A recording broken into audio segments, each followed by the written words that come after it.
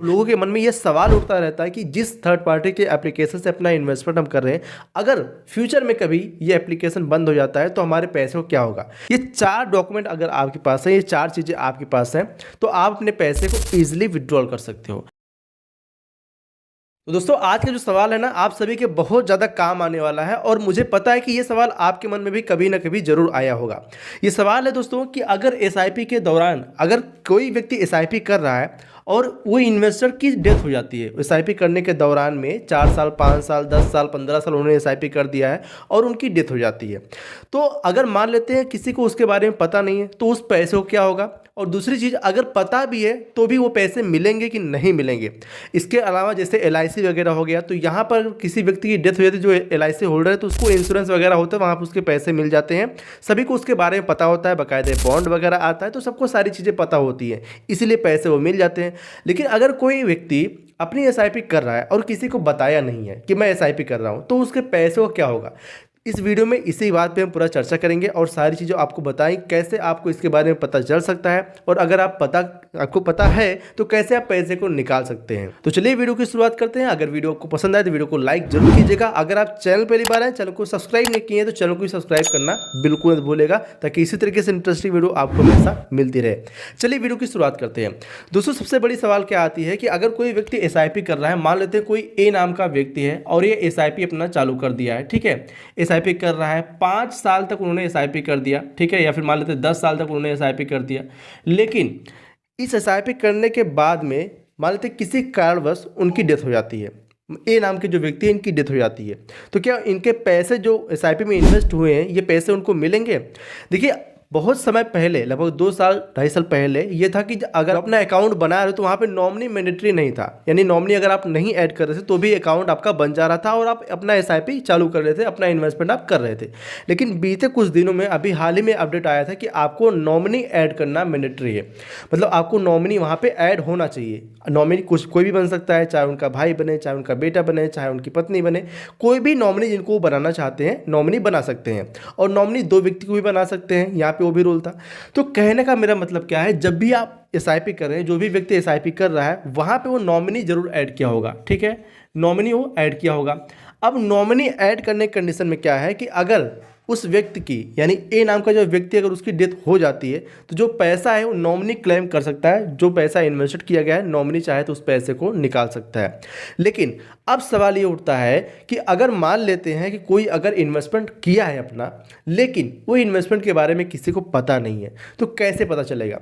देखिए सबसे बड़ी चीज़ क्या है, जो भी इन्वेस्टर उनको ये ध्यान में रखना चाहिए कि जब भी आप कोई इन्वेस्टमेंट कर रहे हैं या फिर कोई हेल्थ इंश्योरेंस ले रहे हैं या फिर कोई टर्म इंश्योरेंस आप ले रहे हैं, तो अपने फैमिली को उसके बारे में ज़रूर बताएं, उनको ज़रूर अवेयरनेस दें कि भाई मैंने ये चीज़ें की है, या फिर आप उसको एक डायरी में नोट डाउन करके रख दें, ताकि भाई इन फ्यूचर किसी की लाइफ को प्रेडिक्ट नहीं किया जा सकता भाई कितने साल तक कोई जिंदा रहने वाला है, ठीक है। तो इसीलिए उस चीज़ को पहले ही राउट डाउन करके रखें, अपने फैमिली मेम्बर को बता के रखें कि क्या क्या चीज़ें हमने यहाँ पे कर रखी है, ठीक है। अब सपोज किसी ने अगर एसआईपी कर रखी है, मान लेते कोई अगर 1 लाख रुपये अपना जमा कर रहा है महीने का, ठीक है, 1 लाख रुपये महीने का जमा कर रहा है। अब इस केस में क्या होगा कि वो तो जमा कर रहा है भाई, लेकिन किसी को उसने बताया नहीं है, बैंक से उसके पैसे कट रहे हैं, मान लेते बैंक में उसने अपने 20 लाख रुपये रख रखे हैं, ठीक है, 20 लाख रुपये उन्होंने बैंक में डाल रखे हैं, वहाँ से उनके हर महीने एसआईपी में कट रहे हैं। अब मान लेते इसी बीच में उनकी डेथ हो जाती है, तो बैंक से तो पैसे कटेंगे, ये पैसे तब तक कटते जाएंगे जब तक ये पैसे पूरे ख़त्म ना हो जाए बैंक से, ठीक है। ये पैसे जब पूरे बैंक से ख़त्म हो जाएंगे तो ये आपकी एसआईपी ऑटोमेटिक क्लोज हो जाएगी। या फिर ये हो सकता है कि आपको जो एसआईपी 20 साल 25 साल जो भी कर रहे हैं, 10 साल के लिए जो भी कर रहे हैं, अगर वो टाइम पीरियड पूरा हो जाता है तो आपकी एसआईपी बंद हो जाती है। तो कहने का मेरा मतलब क्या है कि जब तक आप अपने से क्लोज नहीं करोगे, आपको बताओगे नहीं कि भाई इनकी डेथ हो चुकी है, तो ये एसआईपी करती रहेगी। तो इसीलिए फैमिली मेम्बर को बताना बहुत ही ज़्यादा ज़रूरी है।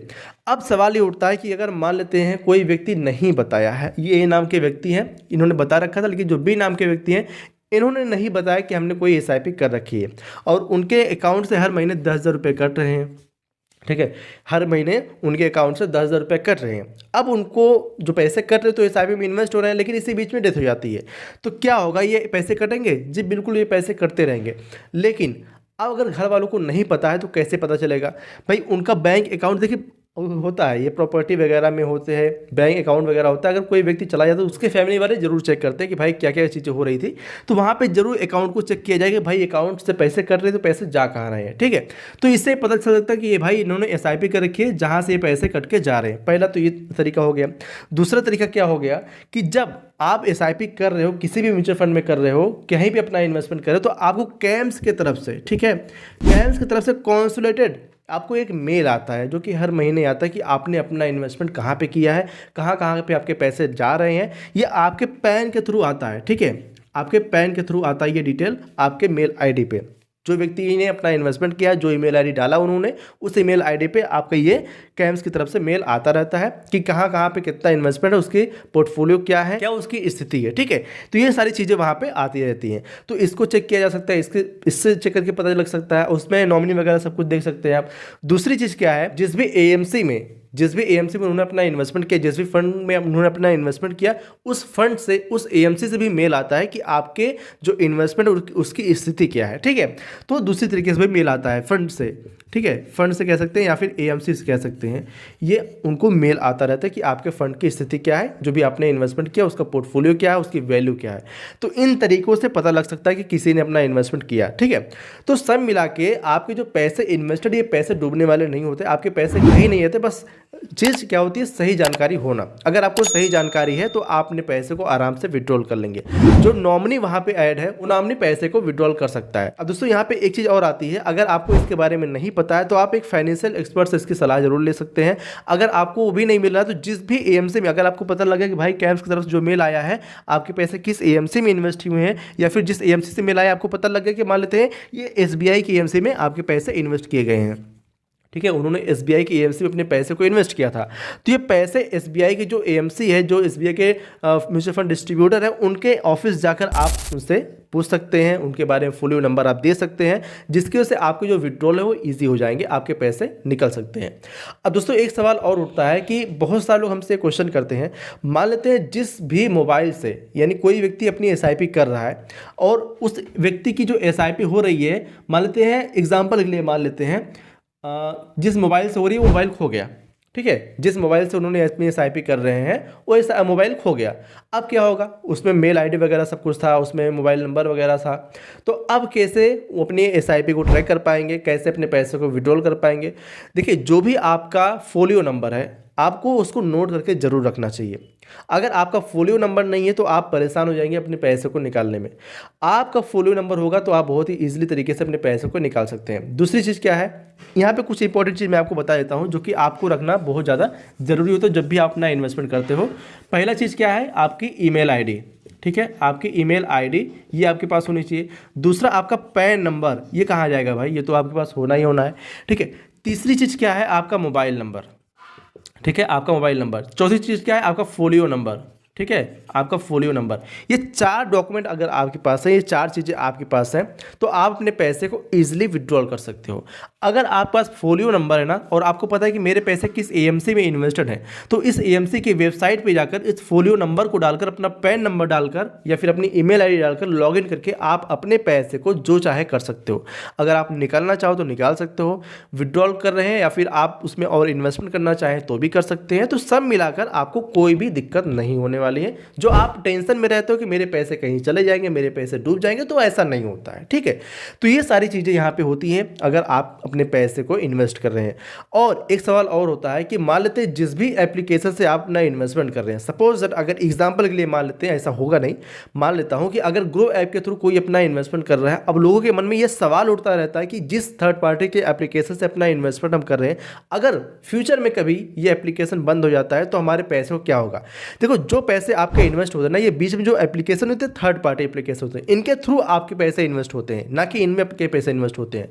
तो जो मोबाइल नंबर से आपने अपना इन्वेस्टमेंट किया है, जो ईमेल आईडी से, जो पैन नंबर से आपने अपना इन्वेस्टमेंट किया है, आप किसी और ब्रोकर के एप्लीकेशन पे उससे लॉगिन करके आप एक्सटर्नल फंड को ट्रैक करके आप उस फंड को ऐड कर सकते हो और उसकी स्थिति को देख सकते हो। आपका जो फोलियो नंबर, पैन नंबर होगा, इसके थ्रू आप उनकी वेबसाइट पर जाकर अपने पैसे को विड्रॉल कर सकते हो, निकाल सकते हो, SWP कर सकते हो, SWP STP कर सकते सकते हो, तो सब कुछ कर सकते हो। ठीक है, तो डरने वाली कोई बात नहीं है, बस जानकारी होनी चाहिए। सही जानकारी अगर आपके पास है तो आपके पैसे कहीं जाने वाले नहीं है।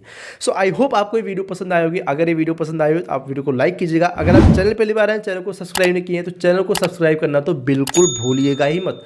और मैं आपको एक चीज़ कहना चाहता हूँ, आपके मन में अगर कोई डाउट अभी भी हो, कोई चीज़ आपको समझ में नहीं आई हो, तो आप कमेंट बॉक्स में सिंपली कमेंट कर दीजिएगा। आपको उस पर रिप्लाई जरूर देंगे ताकि आपको सही जानकारी मिल पाए और आप परेशान ना हो पाए। ठीक है, तो कमेंट कीजिएगा और यही बताइए कि आपको वीडियो कैसा लगा। अगर पसंद आए तो भी, ना पसंद आए तो भी। और सबसे बड़ा सवाल ये दोस्तों हमारे पास ये भी आता है कि जो SBI जन निवेश SIP भी लॉन्च की गई थी, वो अच्छी है या बुरी है। बहुत सारे लोग उसमें इन्वेस्टमेंट करना चाहते हैं, तो मैंने यहाँ पे एक वीडियो बना रखा है SBI जन निवेश SIP गुड और बैड, ये आपके लिए अच्छी है नहीं अच्छी है, मैंने इस वीडियो में बहुत ही अच्छी तरीके से बता रखा है।